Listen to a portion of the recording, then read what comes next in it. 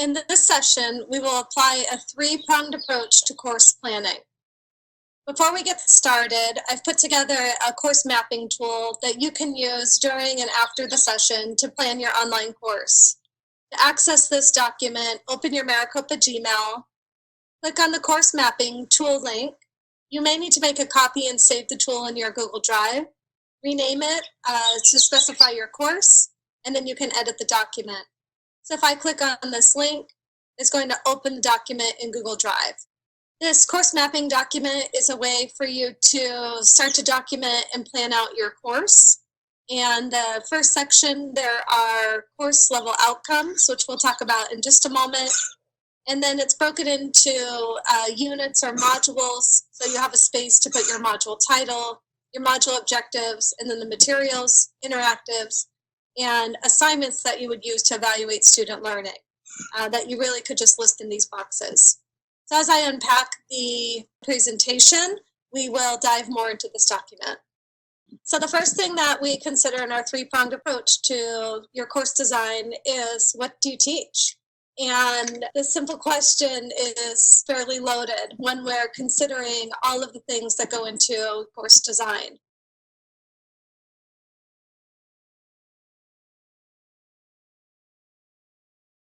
The areas that I'd like for you to consider are the curriculum that you teach, academic skills for students, and habits of mind. And we talk about curriculum for any MesaCTL course. The curriculum is your course competencies. So every course that you're assigned to teach has a designated list of course competencies that really students should be able to meet by the end of the course. To access your course competencies, you can go to the website curriculum.mesactl.edu. To access your course, you go to the quick course search engine and type in your course code. And then if you scroll down the page, the site will generate the course competencies, and you want to select the newest version of the course competencies to review. This is the curriculum for English 101, the MesaCTL curriculum. These are our course competencies. There are 7 competencies for this course, and then there's a recommended course outline. When I'm putting together my course, I'm required to teach these 7 things. What I like to notice about them is that they typically start with a verb because it's an action for students to complete. And I like to notice the type of verb that they're using, and we'll dive into this a little bit more. You may also have as curriculum additional program requirements. So maybe these are pathway map learning outcomes, or perhaps you teach in a department that has an outside accrediting agency that has additional requirements for your students. That's what you want to be thinking about for your curriculum for your course. The next thing that I consider are academic skills. And we tend to take these for granted or assume that students have learned and become proficient in these skills in a prerequisite course or in a lower sequence of courses. But the reality is almost all learners benefit from embedding these strategies into your course design. So based on the course that you're teaching, consider which academic skills you'd also like to elevate in your course. Is it note-taking, organization skills? Your students struggle with reading, so should you embed reading strategies into your course? And then finally, I have habits of mind down here. And habits of mind really is a way of thinking in your discipline, or a virtue or a value that you are interested in exposing your students to. So maybe it's infusing STEM identity into your course, or a value of diversity if you're teaching a course such as like a cultural studies course. So maybe there's some sort of a value or more than one perspective to solve problems, that students can look at a problem with more than one perspective. These are habits of mind that you probably know about, that drive you to teach in your field, that you also might want to thread through your course. So I talked about in the course competencies, when I'm looking at the what do I teach, and I'm reviewing my course competencies, I'm going to bring you back to some fundamental principles of what I call like depth of knowledge that students should get to if they're going to meet your competencies. This is a Bloom's taxonomy wheel. modified with Anderson-Crothwell's shift in the higher level domains. But essentially what it's looking at is that there are cognitive ways, there are cognitive domains, or there are different levels of thinking. And so you have lower order thinking and higher order thinking. In my lower order thinking skills, I remember, I understand, I apply. And in my higher order, I analyze, I evaluate, and I create. What I really like about this wheel is it gives you a sampling of verbs that align to a depth of knowledge to remember. If I remember something, I can repeat it. I can recall it. I can define it. And then these are examples of assignments that you could build into your course that would be able to capture a student remembering something at that level. Where over here, if I'm looking at analyzing, the types of verbs are distinguish, I can deconstruct, I can differentiate between things when I'm analyzing them. And so here are samples of assignment types that you would use if you are going to get to this level of knowledge. And so if we flip back to the course competencies for English 101, I can look at the depth of knowledge, right? The cognitive domain that students should get to by the end of the course. So this is higher order thinking, to analyze, to organize is to evaluate, higher order thinking. If they're using, they're just applying the knowledge. To summarize, to use, to assess, to generate. So this also should help you to get a pulse on how much time you might need in a particular concept and the type of activities and then final assignments that you would do to evaluate student learning. So the activity that I'd like for you to do is to access your course competencies, review them, pay attention to the verb that's used, explore the recommended course outline. And then my challenge is number 4. So since you are the content expert, what does it mean for a student to meet the course competencies? In your wealth of experience, in your knowledge, as an expert in your field, when you look at those competencies, what does it mean for a student to meet those competencies? And based on the competency verb, what's the depth of knowing? And then what are the key concepts for each one of those competencies? So really take time and break those down, because sometimes competencies have room for interpretation, a lot of the time. And as the instructor of record, as the expert in your area, you're the one determining what this competency means and what it means to meet it. So what I'm going to encourage you to do is to look at those competencies and then to massage them a little bit, to write them in a way that makes sense to you, that you could explain it to your students, that by the end of this course, you will be able to do whatever it is. And those become your course level outcomes. And when you write those, I'm going to encourage you to start with a verb as your action.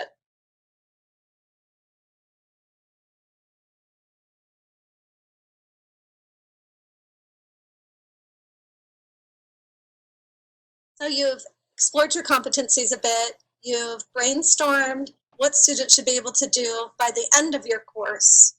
And now let's get into some of the constraints and then some of the things that, that we design or put together as a result of our course level outcomes.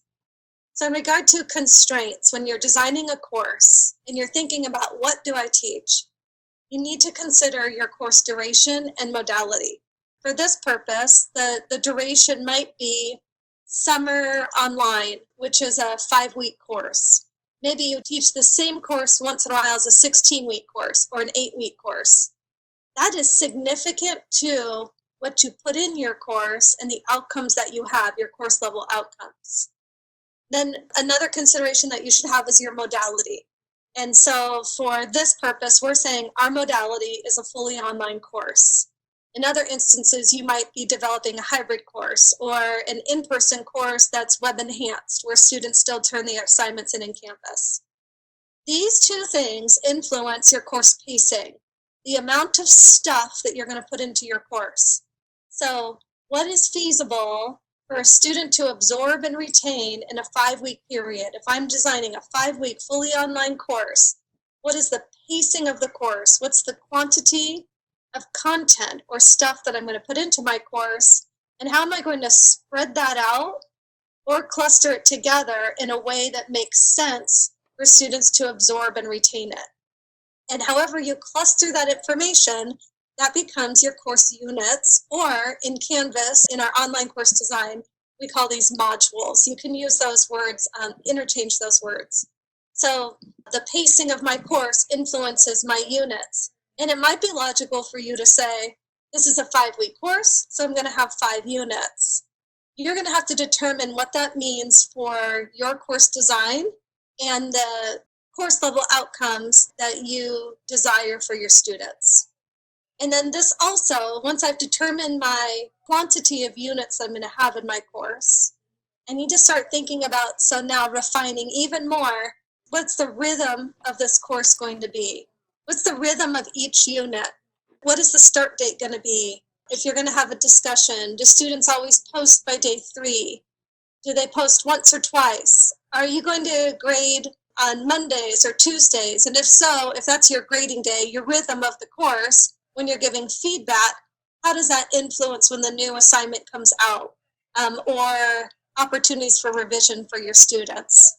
And so those are all the considerations when you think about the rhythm of your course, which is obviously highly influenced by the structure of your modules. And I recommend a repetitive structure in the modules and how much content you're putting in there, and then some sort of continuity in the type of assignments that you decide to put into your course. So, second aspect of our three-pronged approach to course design is now considering which instructional materials will you use for your course design. And I created a chart here for you to see the relationship between what we're talking about.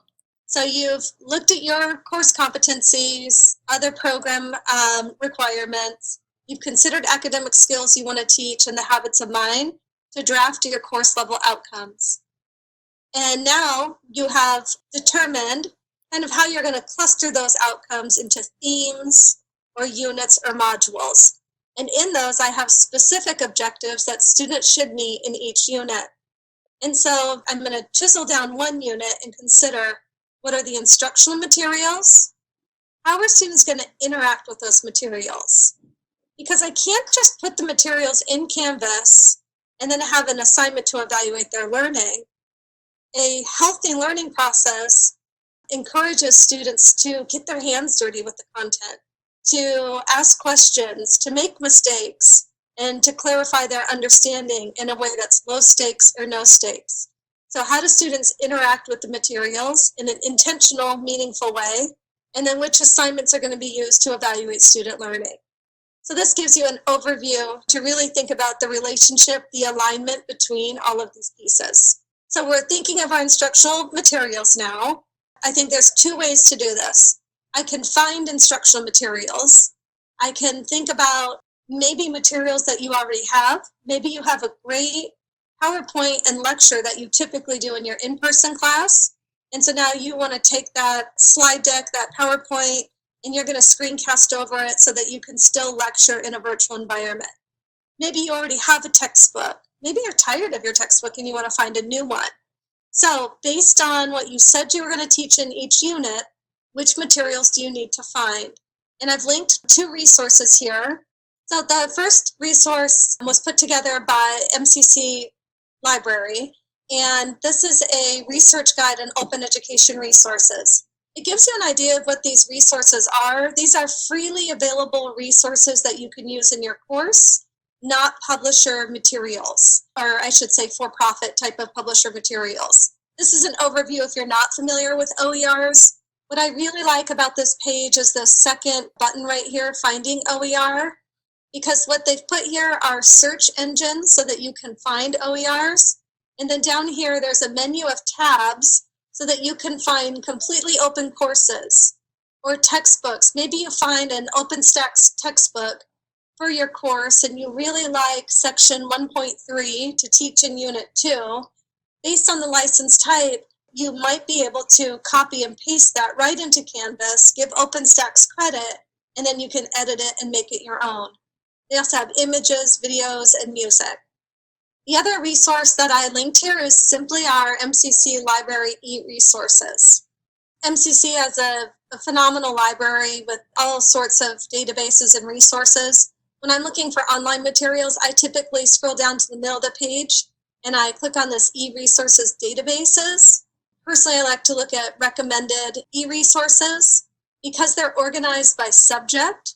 So maybe you're teaching an agriculture course and you want to have some readings in there, some journals. So you can click on this link, log in with your MEID, and find resources. Most of these resources will have a permalink URL that you can put into your course, and then students, just like you, would log in with their MEID and password and would take them directly to the resource that you want to use. The third option is utilizing publisher materials. So it may be a resource that you're currently using, or you would consult your department to identify other publisher materials available to you. So I either find my instructional materials or I create them. You're experts in your area. You talk about your content. You have experience with it. Nothing is probably better than your own voice talking about the topics that you teach. And so an idea would be to create your own instructional materials. And what I have here is a sample of what a page would look like in Canvas if you're going to use Canvas pages to teach a particular topic. And you can see that there's a mix of text, so maybe you're going to write out an introduction. You're going to maybe consult some current literature on a topic that you're presenting, so you'd want to cite the literature that you're referencing, kind of like a research paper. Maybe embed a video for students that need to absorb information through a video or to clarify ideas or give an example. Applied some semantic styling here for different headings and then supporting ideas. And you could even link additional resources at the bottom, like to send students to a journal or to a website. I just encourage you, if you're going to start to write out your own materials, is to remember your purpose, right? Are you describing a topic? Are you persuading students about something? Is this simply a step-by-step guide? Make sure you're citing your resources, blend the type of media that you're using, and then practice accessibility from the beginning. If you put an image in a topic presentation, be sure to use alt text so that if a student who's using a screen reader needs to access that image, it will tell the student what the image is. The other part that I had for thinking about which instructional materials you're going to use is how are students going to interact with the materials. So as you find or create your materials, start thinking about assignments and activities for students to interact with those. And a few examples that I have here is maybe integrating a note-taking strategy. So actually requiring students to take notes and to submit notes. One strategy to use is to have students submit notes where for each topic you're presenting, before they read, they survey the materials and ask questions. While they read, they take notes and identify new or interesting language. And then after they read, they summarize and ask additional questions that they still have about the topic. You might use simulations, and I have a link here to Open Lab. So if you're teaching science lab courses, maybe students are going to interact with the concepts by completing a virtual lab. You might have practice quizzes that you set up for very low points, or maybe students can take it as many times as they need until they reach a certain score. Again, the idea isn't to evaluate learning, it's to support and guide learning and to clarify ideas when students are interacting with the instructional materials. Or perhaps you put your materials online and then you schedule a couple times during the week that students can come together with you and have some casual conversation about the content. And then finally, the third aspect to course design is how will you evaluate student learning? So ultimately, when I go back to those course level outcomes, which assignments in my course are going to tell me with confidence the level of student learning, how I evaluate student learning. And so here in Canvas, you have a survey of tools that you can use. You might use Canvas assignments where students are going to write a paper or submit a presentation. They can even do a media recording, a digital recording of themselves. So it could be an oral exam, or it can be a video exam for them explaining what they learned. You might have a higher stakes discussion post where you go through different levels of cognition, and then students have to evaluate something and show two different perspectives or to give two different perspectives. And you can make it more high stakes by using a function in Canvas where students can't see what their peers wrote until they write their response. Or maybe you make a quiz a little bit more rigorous and as more of an exam, and you time the quiz, or you create a bank of questions, and then Canvas will randomly pull a question for the student based on a particular topic, and maybe they only have one attempt. And as I said before, maybe integrate tools like a media submission, a presentation, and then posting before seeing the peer response. And just always remember when you're creating these final assignments to evaluate student learning that the expectations are clear. If it's a subjective assignment that could have more than one right answer, that you've either created a rubric for it or you've given them the criteria for how you're going to evaluate the assignment before they start it. And then know that you can use quiz settings to change the rigor of an exam. The next session in this series is online course design. If you've completed both of these sessions, the online course planning and the online course design, I highly encourage you to meet with a CTL or e-learning designer and to show them how you've implemented what you've learned into your practice. And individuals, faculty who engage in that process to go through both workshops and to meet with a designer will earn a $125 stipend for the summer online teaching session.